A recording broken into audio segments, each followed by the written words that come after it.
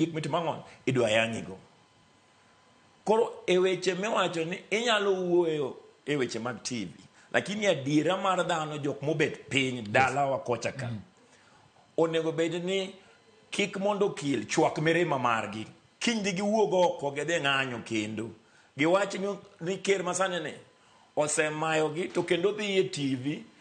kendo ndiko jomoko matimro nade mag timo ng'on madhi wacho miriambo, nikech e weche mag thieth e Kenya ka onge kabisa e wach makore wacho mag in fact ang'eyo ni nitie ng'anyo mar tipo mar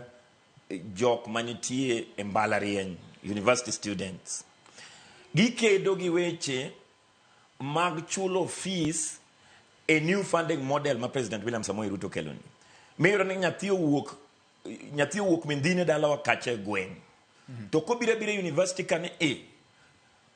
onge band 1 onge band 2 onge band 3 in fact entie band 4 to band 4 no daye mokile Nairobi ka okil makoro tayo madendo wach ka osomo nono moko chulo kata siling adi achiel sani to koro nyithindo mawuok e kor gwenge mawuok e kor gwenge ma Kisumu kumae ikuone mawuok ang'ono Homa Bay okwamo Nairobi ka nyithindo gi kowinjo takore wacho weche miwacho TV ka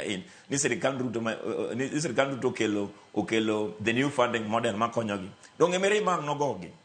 Koro gima temo wacho ni e weche mag ahola wawe kuondo jopiny